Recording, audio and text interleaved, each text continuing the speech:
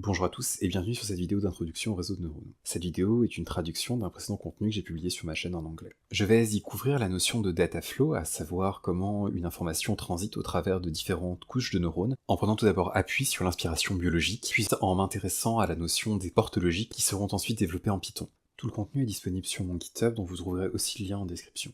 Les réseaux de neurones artificiels que nous utilisons dans l'informatique s'inspirent des réseaux de neurones biologiques que nous pouvons retrouver par exemple dans le système nerveux central de l'être humain. Les neurones se combinent entre eux pour créer un réseau, ce que vous pouvez voir ici où j'ai représenté 3 différentes cellules biologiques qui se connectent. 2 en entrée, une en sortie. Les cellules sont composées d'un corps, que nous appelons le body en anglais, dont le rôle va être la régulation de l'activité de la cellule, mais aussi le stockage de l'information génétique. Dans le cas des réseaux artificiels, nous nous intéresserons peu ou pas du tout à ce stockage de l'information. L'axone représente un prolongement membranaire qui va ainsi communiquer l'information vers une autre cellule. Comme vous pouvez voir ici, ce neurone va pouvoir utiliser cet axone qui va ainsi communiquer avec le grand neurone que vous pouvez voir là. Le lieu d'interface entre deux neurones s'appelle la synapse. Il s'agit d'un espace de communication où l'axone qui reçoit l'information sous la forme d'une impulsion électrique va pouvoir communiquer avec l'autre neurone au niveau de sa dendrite. Prenons un exemple où une information part de ce neurone, représenté en rouge ici, va transiter sous la forme d'une impulsion électrique jusqu'à la dendrite de l'autre neurone. Une fois l'information ayant atteint la synapse, celle-ci doit dépasser un certain threshold, ou un certain niveau de stimulation.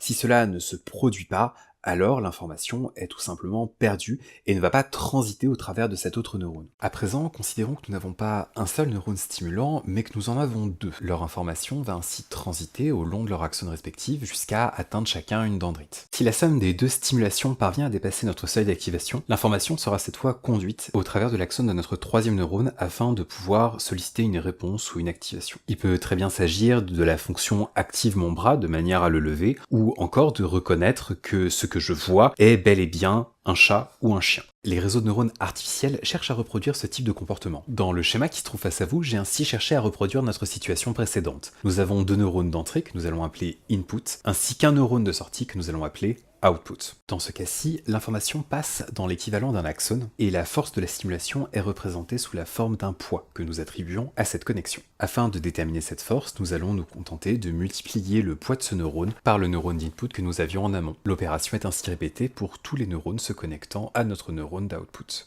Une fois toutes les valeurs d'input multipliées par leur poids respectif, nous pouvons les additionner entre elles dans une sommation et contrôler si elles passent ou non le threshold du neurone. Cette étape est appelée l'activation du neurone. Et respectivement, l'activation de ce deuxième neurone pourra être utilisée pour calculer encore un nouveau neurone par la suite. Ce processus est appelé le data flow, dans lequel votre data va ainsi être transportée au cours de différentes couches de neurones, à savoir que vous utilisez une nouvelle couche en utilisant les informations de la précédente couche. Si vous vous posez la question de l'intérêt des poids que nous avons ainsi utilisés dans nos réseaux artificiels mais qui ne sont pas nécessairement présents dans le réseau biologique, il s'agit en réalité d'un usage fait pour montrer l'importance d'un input par rapport à un autre. En effet, si vous devez vous-même prendre une décision, un inconnu que vous croisez dans la rue n'aura pas la même influence sur votre jugement que ne pourrait l'avoir un proche. C'est exactement le même principe ici même. Vous allez accorder un point différent à vos neurones pour établir une décision sur le neurone suivant. Pour pouvoir suivre avec moi, je vous invite à télécharger le notebook présent dans le lien de la description. Sur cette vidéo, il sera en anglais, mais vous pourrez trouver les explications en français en utilisant le lien spécifique de la vidéo. Le plus simple est d'installer Git et d'utiliser la commande git clone ainsi que d'utiliser le lien présent dans la description. Une fois cela fait, tout le notebook va être téléchargé sur votre machine et plus particulièrement dans le dossier où vous avez lancé la commande git. Une fois cela fait, il suffit d'aller dans la directory et de taper cmd en haut, ainsi que de lancer Jupyter Notebook. Le notebook lancé, nous pouvons ouvrir le fichier d'exercice. Une fois cela fait, vous allez pouvoir importer la durée d'exercice. Elle va nous permettre de voir si vos réponses sont correctes ou s'il y a éventuellement quelques erreurs. Dans le premier exercice, je vais vous demander de travailler sur la fonction d'activation que nous avons vue précédemment. Je vais vous demander ainsi de déterminer, à partir d'entry, qui est la valeur une fois sommet de votre neurone, de déterminer si oui ou non vous devez avoir une activation. Vous devez donc consulter si la valeur d'entry dépasse le threshold de 1, ou le seuil de 1, et ainsi envoyer un 1 si c'est le cas, ou un 0 dans le cas contraire. Je vous laisse mettre la vidéo en pause et répondre à cet exercice. Et la réponse est plutôt simple. Si vous avez un entry qui dépasse 1, alors retournez 1, sinon retournez 0. Avec un mage entrée, on s'aperçoit que la réponse est soudainement la bonne. Pour la suite de cet exercice, je vais vous demander de remplir la fonction OR-gate. La fonction OR est une fonction de OU inclusif, à savoir qu'elle va s'activer si entry 1 ou entry 2 sont d'une valeur 1. Toutefois, je ne vais vous demander de ne pas utiliser de fonction if, mais d'utiliser uniquement un principe de poids de neurones. Vous allez avoir entry 1 que vous allez multiplier par son poids, ainsi qu'entry 2 que vous allez multiplier par son poids. En additionnant les deux, je souhaite que vous obteniez une certaine valeur que vous allez activer en utilisant notre fonction activate. Une fois cela fait, vous allez retourner le résultat. Je vous laisse mettre en pause la vidéo et résoudre ce problème. Pour cela, nous allons commencer par prendre le neurone 1, à savoir entry 1, et ensuite l'additionner dans le retour après l'avoir multiplié par son poids. De la même façon, nous lui ajoutons l'entry 2 que nous multiplions par son poids lui aussi. Nous devons activer et le retour, normalement, nous donne notre fonction OR. Il ne nous reste plus qu'à trouver quels sont les bons poids des neurones pour constituer la porte OR. Dans ce cas-là, nous savons que nous devons affecter le même poids aussi bien pour l'entry 1 que pour l'entry 2, car il n'y a pas de différence entre les deux neurones pour cette opération. Nous devons leur affecter une valeur qui fait qu'ils peuvent à eux seuls franchir le threshold, à savoir 1. L'activation par la suite permet de normaliser notre résultat. Si nous avons 1 plus 1 égale 2, quand nos deux entrées sont activées, nous retournons quand même 1. Si entry 1 s'active, alors 1 plus 0 égale 1, activé nous donne 1. Si entry 2 s'active, alors 0 plus 1 égale 1, activé nous donne 1. Si aucun des deux n'est activé, dès lors nous obtenons le résultat de 0, car 0 plus 0 ne franchit pas le threshold, auquel cas nous retournons 0. Grâce à un shift entrée, il nous est possible de voir que le résultat corresponde bien, auquel cas nous avons correctement implanté la fonction OR. De la même façon, je vais vous demander d'implanter la fonction AND-gate, qui ne s'active que si les deux neurones sont bel et bien activés. Dans ce cas-là, je vous invite à faire comme vous avez fait pour la fonction OR-gate, mais de ne changer que le poids des neurones. Je vous invite donc à mettre la vidéo en pause. Vient le moment de la solution, nous allons reprendre ce que nous avons fait pour la précédente fonction, à savoir la fonction avec le retour et les poids. Nous allons changer les poids à 0,5 de manière à obtenir un système où seulement si les deux neurones sont activés, nous pouvons retourner 1, à savoir que 0,5 plus 0,5 est égal à 1, activé nous donnera 1, mais si nous n'avons que 0,5 d'un côté ou de l'autre, nous ne passerons pas le threshold de 1, auquel cas nous retournerons 0. Désormais, je vais vous demander de travailler sur la fonction XOR-gate. La fonction XOR ne ressort un résultat de 1 que si l'un ou l'autre des neurones sont activés, mais pas les deux. Pour cela, je vais vous demander de réfléchir à une solution qui met en place une résolution n'utilisant que des neurones et la fonction d'activation. Vous avez le droit de faire plusieurs couches si nécessaire, et je vous invite à me retourner le résultat.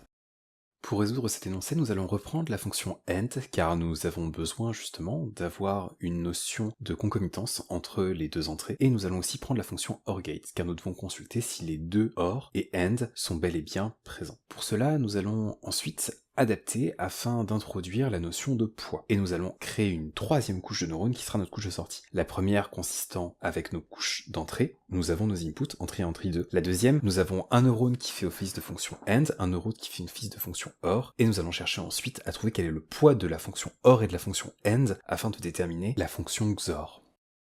Pour cela, nous allons affecter la valeur de -1 à AND et de 1 à OR. Pourquoi cela? En réalité, si nous avons OR, nous aurons 1 tout le temps, sauf qu'on n'aurons aucune activation. Toutefois, si nous avons les deux d'activés, nous aurons 1 plus -1, à savoir 0. Dans ce cas-là, notre fonction nous permet de correctement activer la fonction XOR, et donc d'obtenir un résultat où seulement si entry 1 et si entry 2 sont activés, je n'aurai pas de réponse, ou si aucune des deux entrées n'est activée. L'activation présente à la fin peut être jugée comme facultative, et elle l'est. Nous verrons cependant que dans de futurs exemples, il sera nécessaire de procéder à une activation. De celle-ci dépendra les résultats de notre réseau. Les résultats semblent cohérents avec ce que nous attendions. Quand nous avons 0 et 0 en entrée, le résultat nous retourne 0. Dès lors, nous pouvons voir que lorsque 0 et 1 sont actifs, nous avons 1 et 0, nous avons 1, mais quand les deux sont activés, nous obtenons 0. À présent, je vais vous demander de retravailler avec la fonction d'activation, à savoir activate, pour créer la fonction note. La fonction note consiste à intervertir entre 0 et 1. Si vous recevez un 0 en tant qu'input, vous devez retourner un 1. Si vous recevez un 1 en tant qu'input, vous devez retourner 0. Je vous laisse coder cette fonction et reprendre la vidéo. La réponse est plutôt simple ici encore. Si nous avons une valeur d'entrée qui est supérieure ou égale à notre threshold, alors nous allons faire un retour de 0. Dans le cas contraire, nous allons retourner 1. Nous pouvons tester cela, et la fonction est correctement implantée. Désormais, en utilisant la fonction AND et la fonction NOT, je vais vous demander de créer la fonction NAND, dont l'objectif est de retourner une valeur de 1, sauf si les deux valeurs entry 1 et entry 2 sont positives, à savoir sont 1. Je vous laisse mettre en pause la vidéo. La réponse de cet exercice est extrêmement simple. Il suffit tout simplement de prendre la fonction AND et de la passer à travers une fonction NOT. Et les résultats semblent correspondre. Cette approche nous permet ainsi d'inverser certaines fonctions. Le problème de cet usage-là, c'est que nous avons changé notre fonction d'activation et nous avons utilisé un système dynamique pour créer notre réseau plutôt que d'avoir une fonction d'activation standard. En règle générale, il a été montré qu'il était beaucoup plus performant pour nos algorithmes de calcul de chercher à modifier simplement les poids des neurones plutôt que la structure du réseau de neurones. À savoir que nous utilisons toujours la même fonction d'activation. Dans les exercices qui vont suivre, je vais vous demander de réutiliser ce que nous avions précédemment, plutôt en utilisant un système de poids de neurones, afin de recréer la fonction NAND en ne faisant appel qu'à la fonction d'activation que nous avions précédemment, Activate, ainsi qu'au poids des neurones. Il y a toutefois un problème avec cette approche. Dans le cas où je n'aurais absolument aucun neurone qui s'active, comment envoyer 1 à la fin? L'astuce va être utiliser un biais, à savoir un neurone qui sera toujours présent et qui va toujours envoyer 1. Nous allons ainsi chercher quel doit être son poids pour pouvoir retourner la réponse correcte. Je vous laisse mettre en pause la vidéo pour prouver quelle est la fonction.